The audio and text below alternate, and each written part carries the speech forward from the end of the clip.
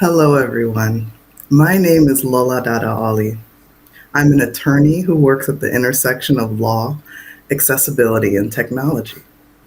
My duties include advising various business partners on matters relating to the Americans with Disabilities Act, a cornerstone law in the United States that prohibits discrimination on the basis of disability. I'm also an advocate and founder of the Not Your Mama's Autism podcast, a podcast that is part memoir and part interview style podcast.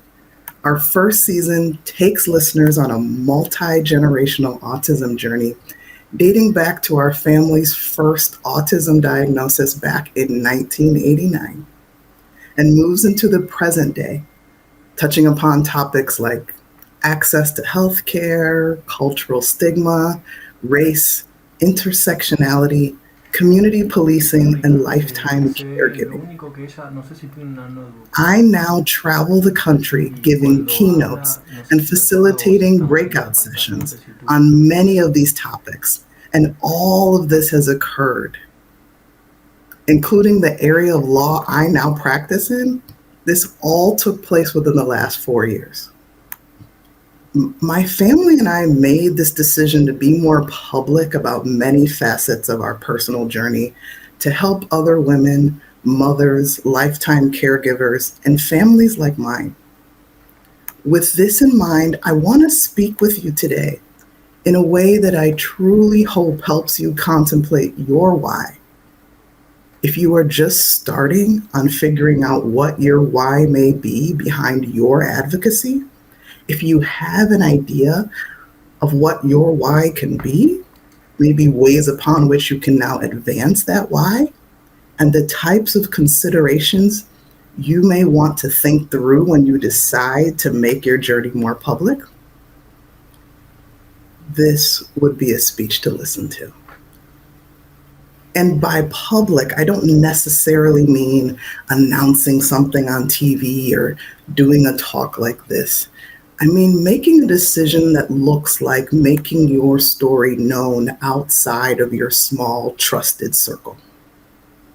That may look like speaking up at your place of worship, or at a city council meeting, or before your school or university board. Knowing and understanding your why is a journey that's unique for every single person. So I suggest that as you listen and process this talk, you take some time for some self-reflection to help you get to that why if you're still not sure. So with that in mind, let's get started. Before I started on my public advocacy journey, it was imperative that I owned my story first. So in order to own your story, in order to own my story, I had to be comfortable with advancing my why. So how did I even get here in the first place? For me, to find the why behind my advocacy, I had to stop compartmentalizing as much as I was. I was trying desperately to fit everything in its place. I had to look at myself more as a whole person, not just a mom, just a wife, or just a caregiver.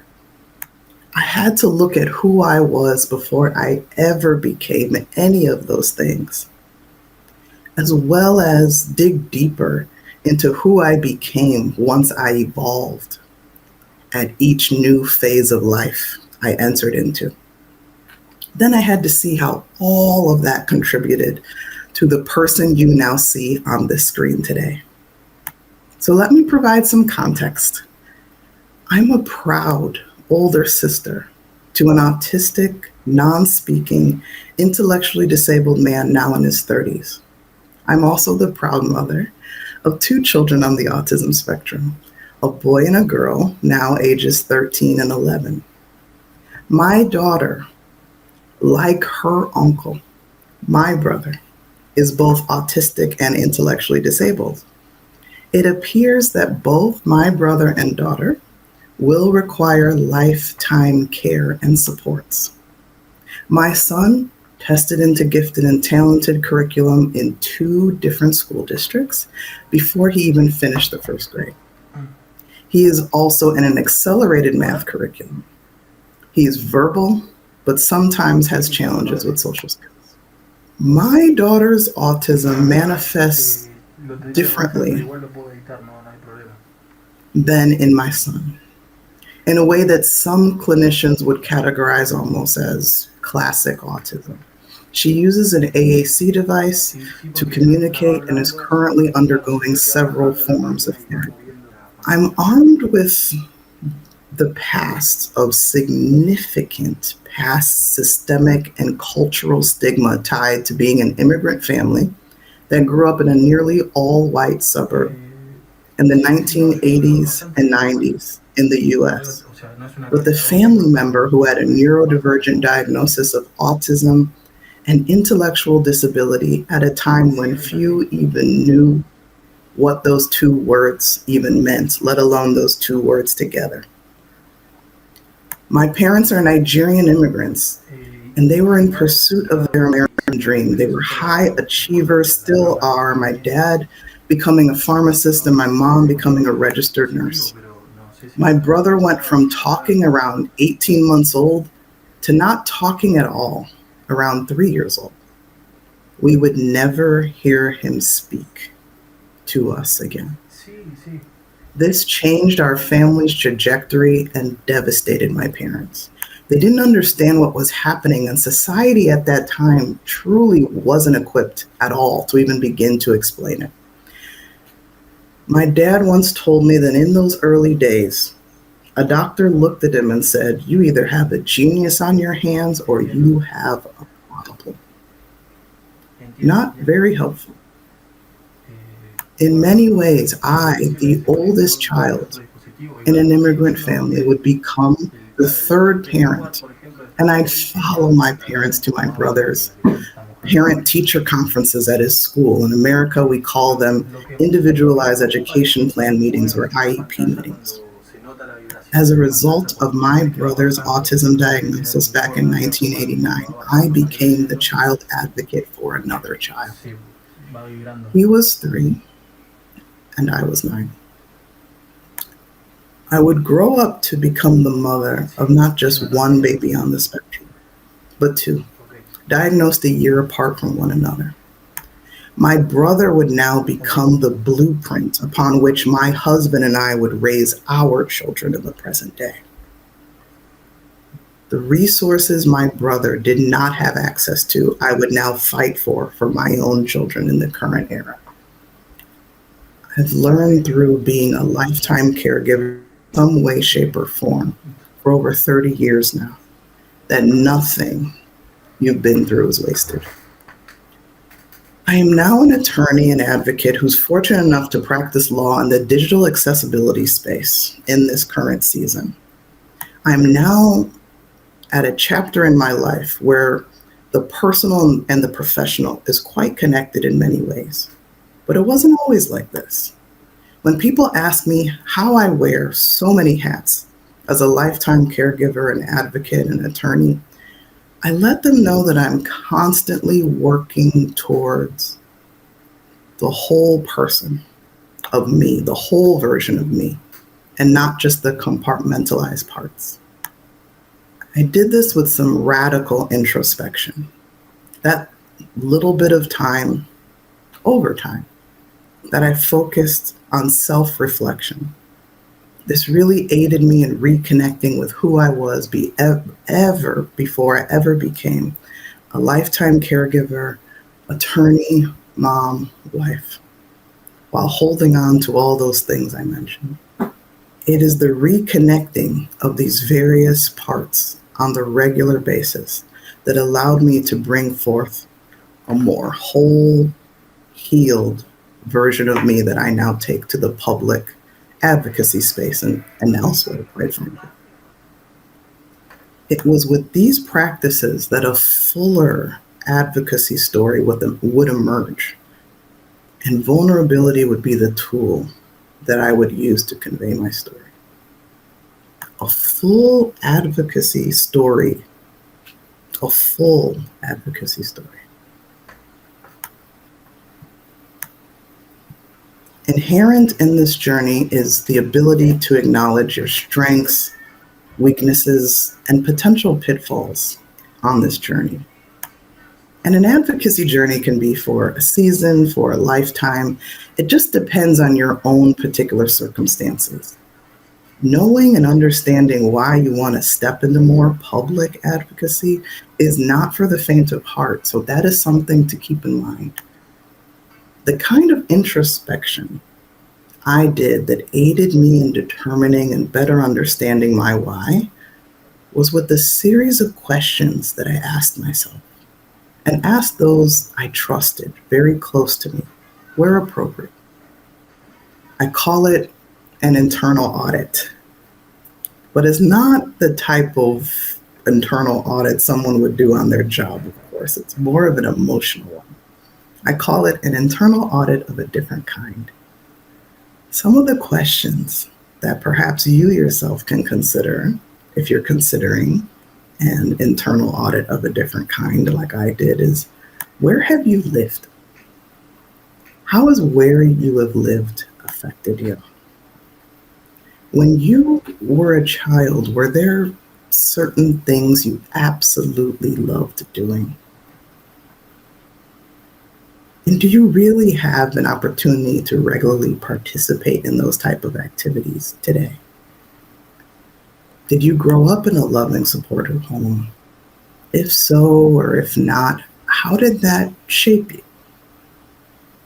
What significant trauma have you been through or are currently going through? Have you addressed it?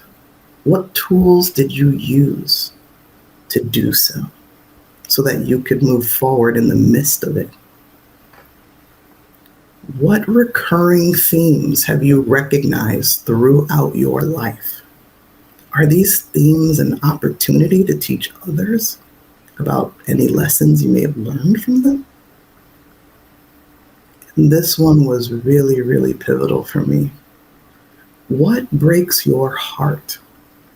And why do you think it affects you so much? Some of us have lived in various places, and some of us have lived in one place for a very long time and may or may not have witnessed significant changes in one's own town. But often, the environment you grow up in can aid you in determining your why. Multiple places on the world map has influenced my advocacy today. As mentioned earlier, my family is from Nigeria, but I was born in Chicago and raised in its suburbs. I went to law school in Washington, D.C. I've also lived briefly in other parts of the country, but have eventually now settled in Texas, where I live with my family.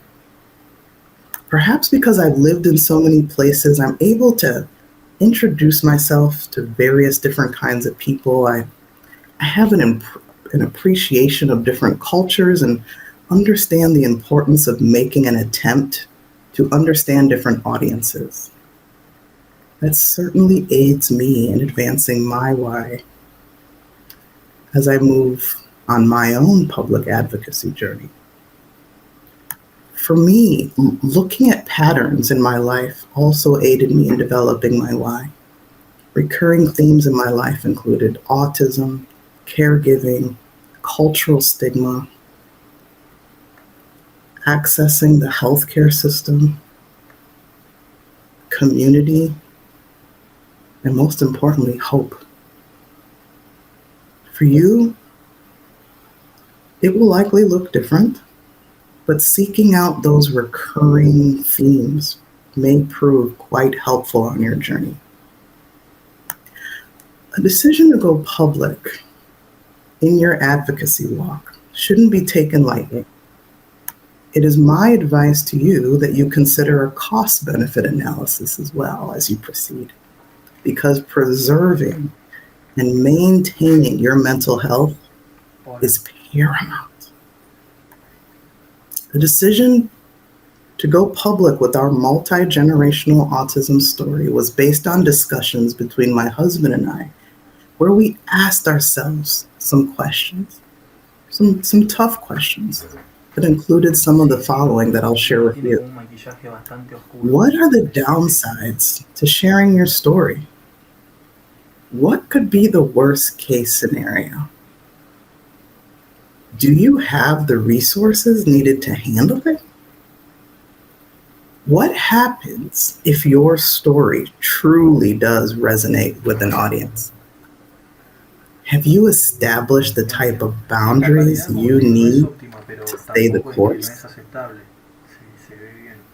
Lo que me These can preocupa be a mí es tough que questions because, again, constantemente this no looks es un different for momento, everybody. sino que For constantemente me, se está because utilizando cultural la pantalla. stigma O sea, was a recurring debe tener theme, una notebook seguro. there were some well Entonces meaning va people in our deslizando para abajo community con who el were mouse concerned that once we sin went querer mover public, o con el, no sé cómo people in the usar. community might shun us because there are still parts of the community I live in that believe that people with differently wired brains and people with disabilities should stay hidden.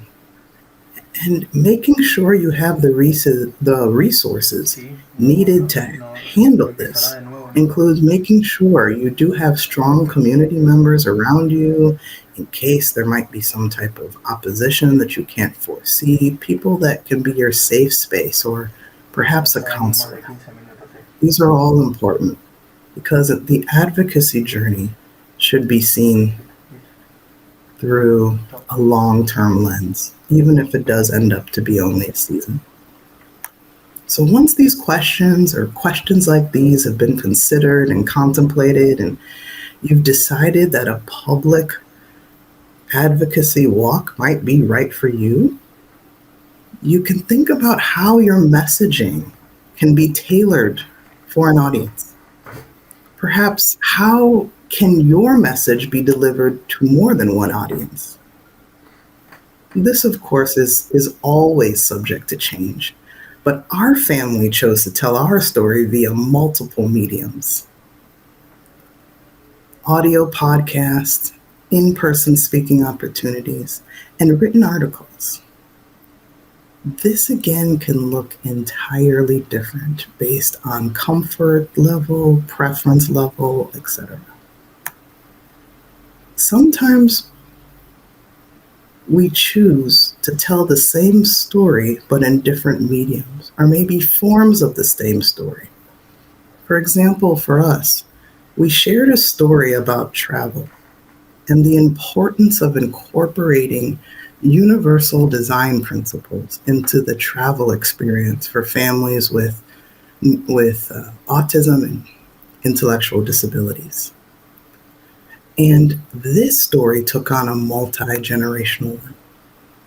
It begins in the 1990s in Paris, where unfortunately my very tired mom took my young brother, and it was just the two of them, to Nigeria. There was a layover in Paris, and my brother had fallen asleep, and somehow, some way, my mother fell asleep as well. And she woke up and she could not find my brother.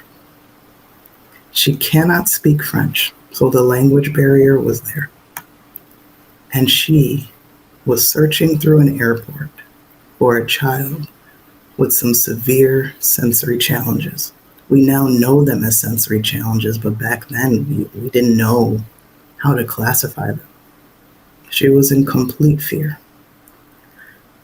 Her, with the help of security, that again, there was a language barrier, they eventually found my brother, and he was going up and down the escalator in Charles de Gaulle Airport. Up and down the escalator.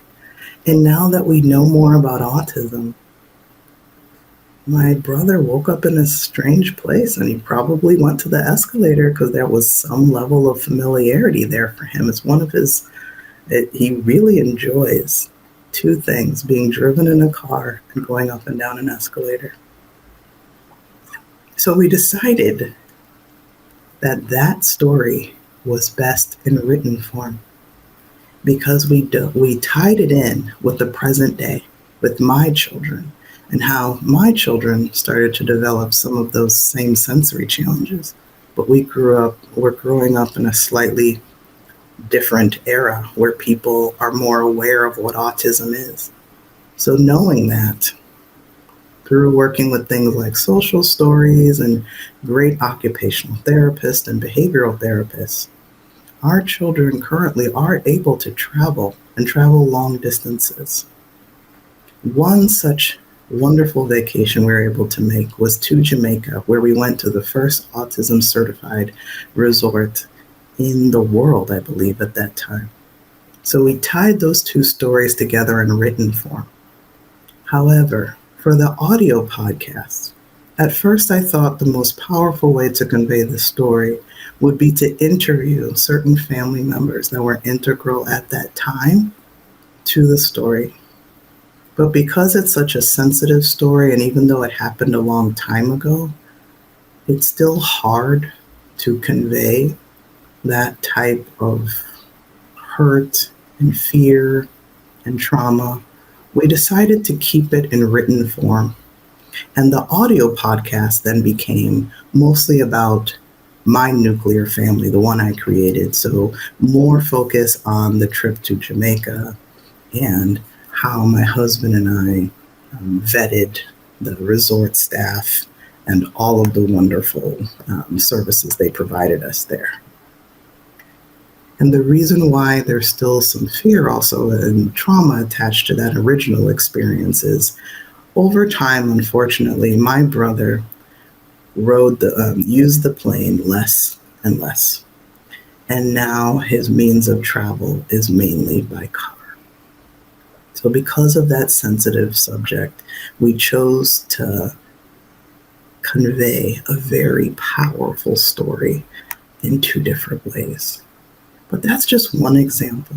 Obviously, yours would be different. So the importance of recognizing the lane you're in is very important. Everyone has their place in the neurodiversity movement. I strongly believe that. But there is a clear difference between advocacy and self-advocacy.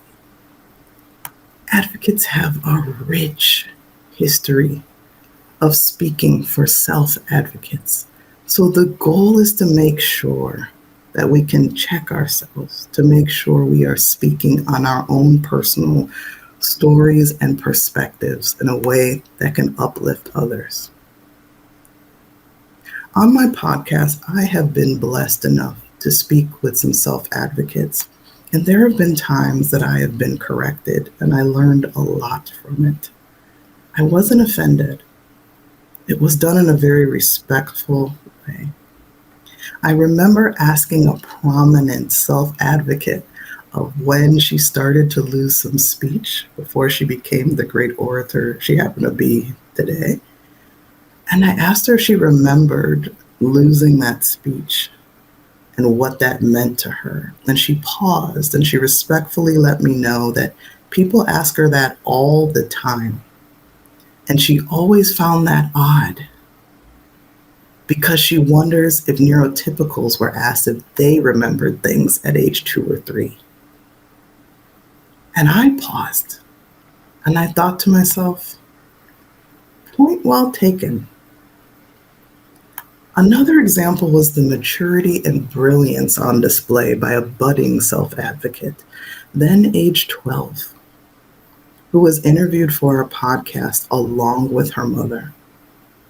The way she described masking as a young person on the verge of adolescence was beautiful to behold, and something I think about as I raise my now teenage son and preteen daughter.